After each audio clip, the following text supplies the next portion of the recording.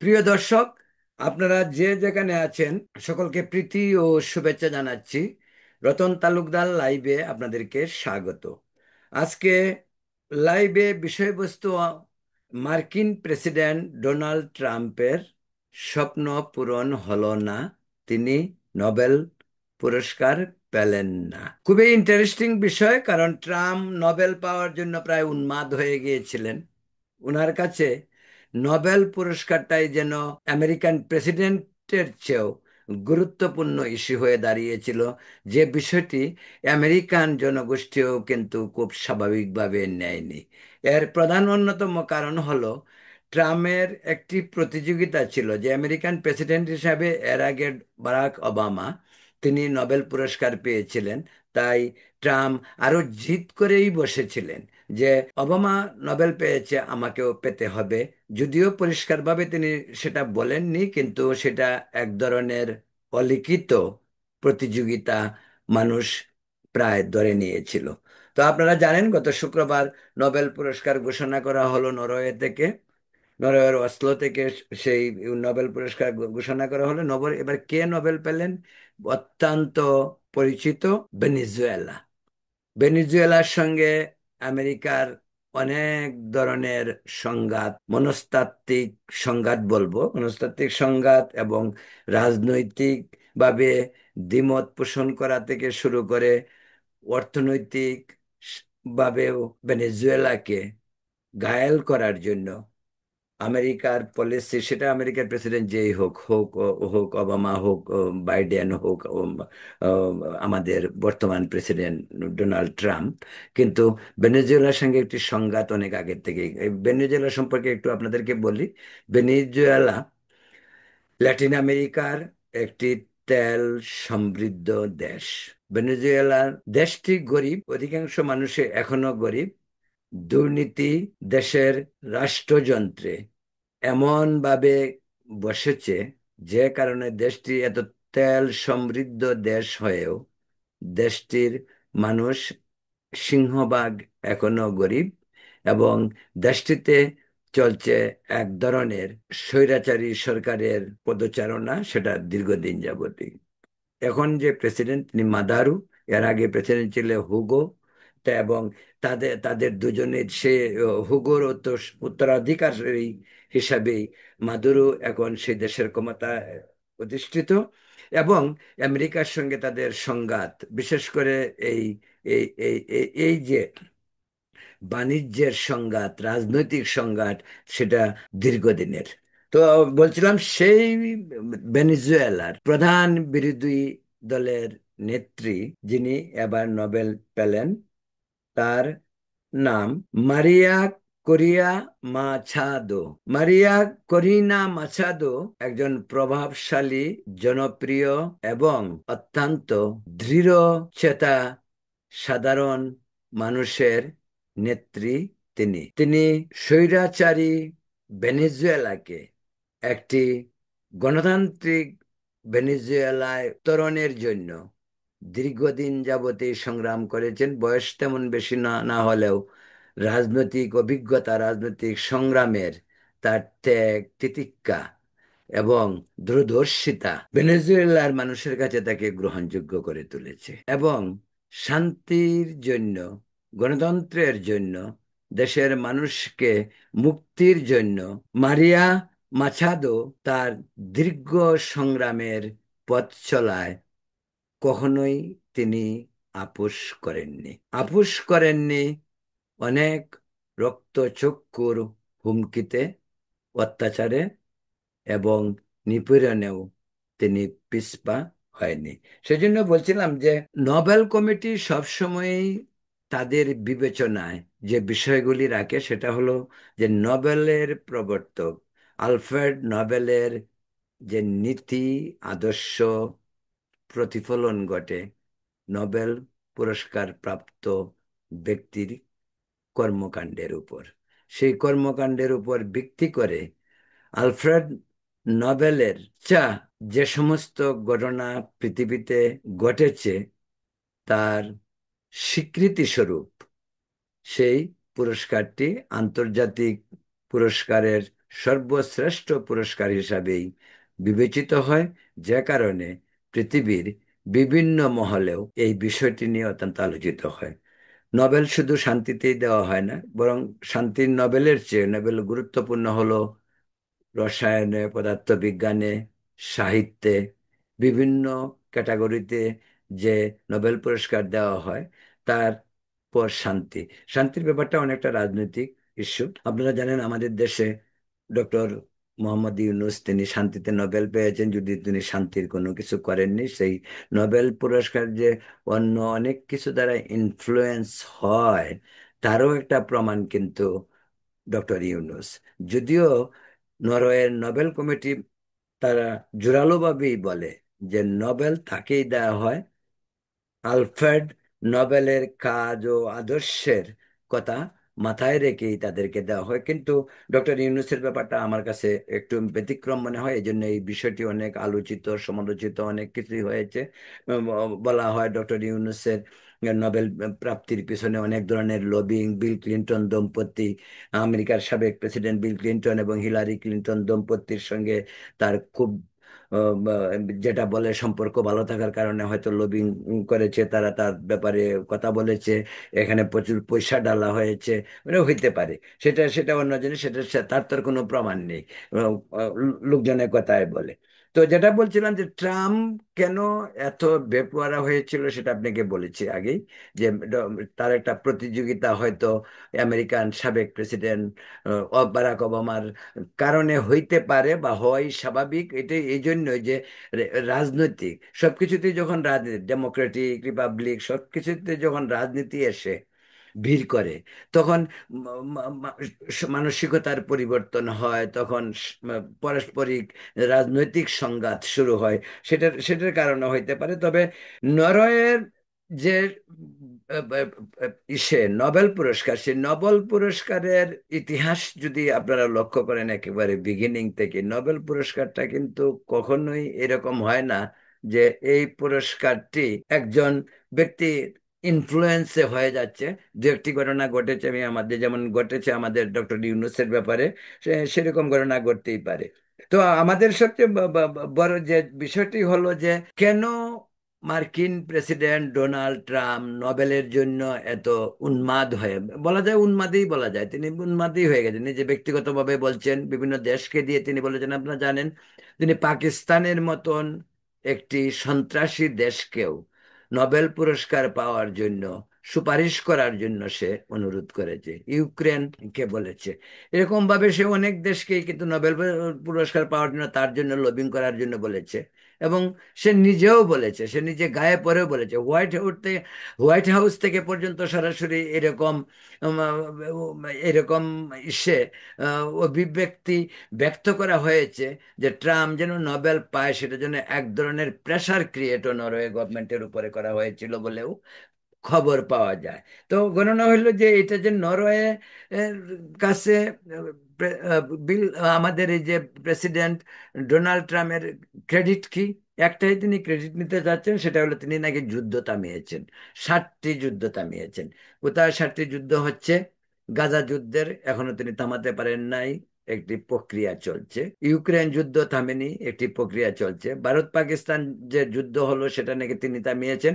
ভারত এবং পাকিস্তান দলেই বলেছে যে তারা আমেরিকার কোনো মধ্যস্থতা এতে কাজ হয় নাই, তারা নিজেদের দু দেশ মধ্যস্থতার মাধ্যমেই তাদের এই যে ভারতের যে অপারেশন সিঁদুর, যে যুদ্ধটা হয়েছিল 4 দিনের যুদ্ধ, সেই যুদ্ধ তারা নিজেরাই সমঝোতার মাধ্যমে মানে পৌঁছেছে।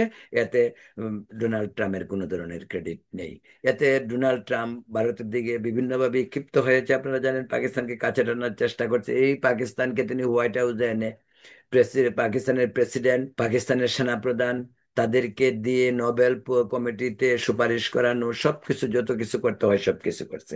তো নোবেল তিনি পেলেন না কেন? নোবেল কমিটি কিন্তু তেমন কিছু বলেনি, তবে আকার ইঙ্গিতে ট্রাম্পের নাম নিয়ে নোবেল কমিটি যেটা বলেছে সেটা হলো যে নোবেল কমিটি 1 জানুয়ারির লাস্ট দিন পর্যন্ত তাদের সুপারিশের জন্য তাদের যে প্রক্রিয়া সেটা খোলা রেখেছিল। কিন্তু ট্রাম্প প্রেসিডেন্ট হলেন কবে? 21শে জানুয়ারি। তো এই সময়টার মাঝে নোবেল কমিটি সেই বিষয়টিকে, ট্রাম্পের প্রসঙ্গটিকে পুরোপুরিভাবে বিবেচনায় আনেনি, আনার কথাও না। মাত্র এর 11 দিন আগে তিনি ক্ষমতায় বসেছেন। তাই এই বিষয়টি বিবেচনা না আসাটাই অত্যন্ত স্বাভাবিক। ট্রাম্প বলছে তিনি যুদ্ধ থামিয়েছেন, কিন্তু পৃথিবীর কোথাও যুদ্ধ থামেনি। যুদ্ধ অবস্থা শুল্ক দিয়ে সারা পৃথিবীতে, বরং ট্রাম্প নিজেই আরেকটি যুদ্ধের পরিবেশ তৈরি করেছেন। এটাও ট্রাম্পের জন্য একটি বড় মাইনাস, নেতিবাচক ক্রিয়া। সেই কারণেই অনেকটাই, যেমন যেমন নরওয়ের যে কমিটি, তারা নাম না নিয়ে কিন্তু আরেকটি কথা বলেছে। প্যারিসের জলবায়ু চুক্তি এবং বিশ্ব স্বাস্থ্য সংস্থার যে চুক্তি, সেই চুক্তি থেকে বেরিয়ে আসা, এটাও কিন্তু ট্রাম্পের এক ধরনের বাড়াবাড়ি। প্লাস এর মাঝে অ্যাড হয়েছে শুল্ক নিয়ে পৃথিবী জুড়ে এক তছনছ পরিস্থিতির তৈরি করা, যে কারণে সারা পৃথিবীতেই বাণিজ্যিকভাবে একটি অস্থিরতা চলছে, যে কারণে পৃথিবীর প্রায় সব দেশে দ্রব্যমূল্যের ঊর্ধ্বগতি, অর্থনীতিতে অস্থিরতা, স্টক মার্কেটে এক ধরনের অস্থিরতা সারা পৃথিবীতে, সেটা হোক জাপানে, হোক হোক চায়নায়, হোক ভারতে, হোক নিউ ইয়র্কের স্টক মার্কেটে, সর্বত্রই এক ধরনের প্রভাব পড়েছে এই অস্থিরতার কারণে। এবং খুদ আমেরিকায়, আপনারা জানেন বোধহয়, খুদ আমেরিকায় ট্রাম্পের এই শুল্ক যুদ্ধ নিয়ে আমেরিকানদের মাঝে খুব, আমেরিকায় নিত্য প্রয়োজনীয় সমস্ত জিনিসের মাঝে এক ধরনের বাড়তি চাপ পড়েছে, ফলে সব জিনিসের দাম বেড়েছে। এবং আমেরিকার অর্থনীতিবিদরা এও বলছে যে আগামী 1 বছরের মাঝে আমেরিকার অর্থনীতিতে এই শুল্ক চাপ, বহির্বিশ্বে যা ট্রাম্প দিয়েছেন, তার একটা ব্যাপক প্রভাব পড়তে পারে আমেরিকান অর্থনীতিতে। এবং সেটা সেটা সেটা অর্থনীতিবিদরা বিভিন্নভাবে, অর্থনীতিবিদরা বলছেন সেটা। আরেকটি ইন্টারেস্টিং ব্যাপার হলো যে নরওয়ে সরকার, ওরা পড়েছে আরেক মহাবিপদে। ওদের বিপদটা এরকম, ট্রাম্প সরকারকেও চাপ দিচ্ছে, যদিও সরকার বলছে, নরওয়ে সরকার বলছে তাদের কোনো হাত নাই এখানে। নোবেল প্রাইজ কাকে দেবে, কার কাছ থেকে কেড়ে নেবে, সেটাতে সরকারের কোনো ধরনের চাপ নেই, ইনফ্লুয়েন্স নেই। নোবেল কমিটি অত্যন্ত স্বাধীনভাবে, স্বাধীন বিবেচনায় আলফ্রেড নোবেলের নীতি আদর্শের ভিত্তিতেই সমস্ত পুরস্কারগুলি দেওয়া হয় বিবেচনা করে। তার মাঝে কোনো ধরনের স্বজনপ্রীতি, অন্য কোনো ধরনের বাহিরের হস্তক্ষেপ নোবেল কমিটি কখনোই গ্রহণ করে না। যদিও প্রেসিডেন্ট ট্রাম্পের পক্ষ থেকে, বিশেষ করে হোয়াইট হাউস থেকে, নরওয়ের উপর একটি ব্যাপক চাপ সৃষ্টি করা হয়েছিল। এখানে খুব ইন্টারেস্টিং আরেকটি কথা আপনাদেরকে বলি। নরওয়ের একটি বাণিজ্য প্রতিনিধি দল, তারা কিন্তু এখন আমেরিকার ওয়াশিংটনের রাজধানীতে রয়েছে। তারা আসছে এখানে শুল্ক বাণিজ্যের ব্যাপারে চুক্তি করার জন্য। কিন্তু এখন নরওয়ে সরকার ভাবছে যে এটাতে নেতিবাচক প্রক্রিয়া পড়তে পারে, কারণ ট্রাম্প এমনিতেই উত্তেজিত নরওয়ের প্রতি। কিন্তু এই বাণিজ্য চুক্তির ব্যাপারে একটা ট্রাম্পের একটা নেতিবাচক মানে কি বলে, একটা নেতিবাচক দৃষ্টি তার উপর পড়তে পারে। সেই কারণে সেই ওয়াশিংটনের বাণিজ্য নিয়ে যে নরওয়ের সঙ্গে আলোচনা, সেই আলোচনার অনেকাংশেই ব্যাঘাত ঘটতে পারে বলেও রাজনৈতিক অভিজ্ঞ মহলের ধারণা। এটাই মনে হচ্ছে। মানে এক কথায়, ট্রাম্পের ভূমিকাটা আপনারা সকলেই জানেন। ট্রাম্প ভীষণ স্ট্রেট ফরওয়ার্ড। তিনি যা ভালো মনে করেন তিনি তাই বলেন, কারোর সাথে পরামর্শ করেন খুব একটা মনে হয় না। ট্রাম্প নিজেই বরং অন্যদেরকে পরামর্শ দেন। সে, ট্রাম্পের এক ধরনের অ্যাগ্রেসিভ অ্যাটিচিউড, যেটা সেটা সেটা হয়তো আমেরিকার জন্য ভালো। আমেরিকার অনেকেই মনে করে যে ট্রাম্প বলে যে America first, America, make America great again, এই যে ট্রাম্পের এটাই ছিল তার প্রধান নির্বাচনী স্লোগান। তো সেটার উপরে যে ট্রাম্পের দেশপ্রেম, এই নিয়ে কোনো সন্দেহ নেই।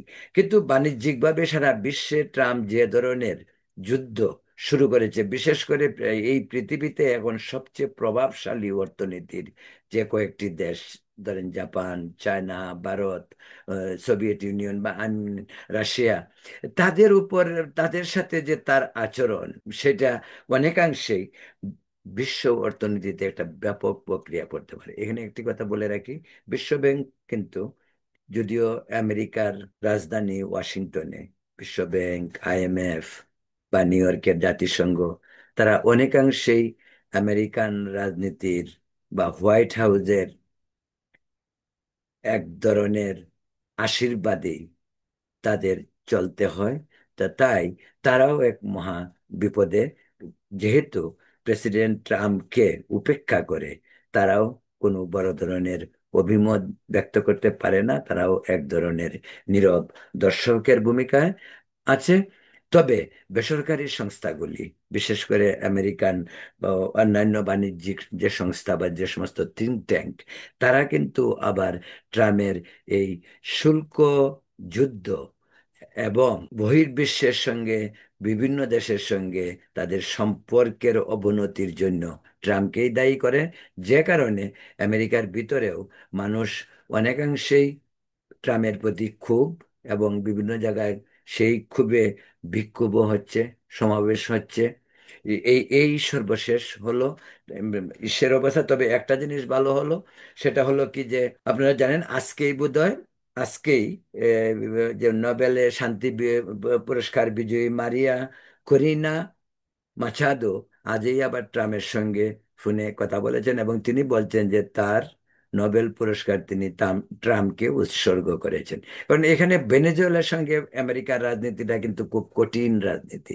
কঠিন রাজনীতি এই কারণেই, একনায়কত্বের বিরুদ্ধে গণতন্ত্রে উত্তরণের জন্য ভেনেজুয়েলার পাশে আমেরিকা রয়েছে, আর বিরোধী দলের পাশে।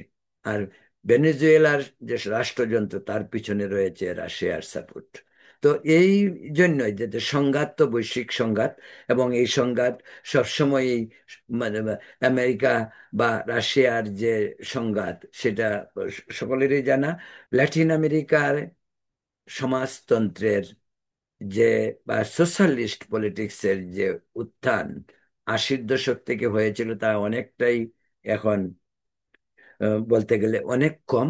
অনেক গণতান্ত্রিক পরিবেশে, গণতান্ত্রিক রাজনৈতিক ইনস্টিটিউট হিসাবে ল্যাটিন আমেরিকার অনেক দেশেই এখন প্রতিষ্ঠিত হয়েছে।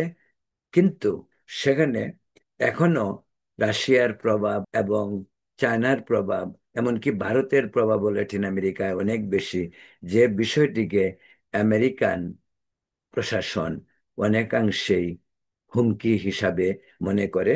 সেজন্যই ভেনেজুয়েলার অপোজিশন পার্টি বা বিরোধী দলকে আমেরিকা সবসময় তাদের মদদ দিয়ে যাচ্ছে, এবং তাদের সঙ্গে আমেরিকার একটি সুসম্পর্ক সম্ভবত এ কারণেই।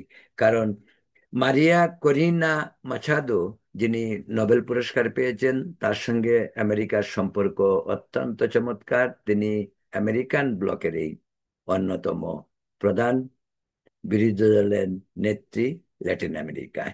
প্রিয় দর্শক, বলছিলাম ট্রাম্পের শেষ পর্যন্ত হলো, আসলে মাঝে মাঝে এই ব্যাপারটা নিয়ে খুব ইসে লাগে যে বেচারা এত আশা করেছিল এবার নোবেলটা পাবে, নোবেলের জন্য সে প্রায় উন্মাদ হয়ে গেছিল, কিন্তু শেষ পর্যন্ত পেলেন না।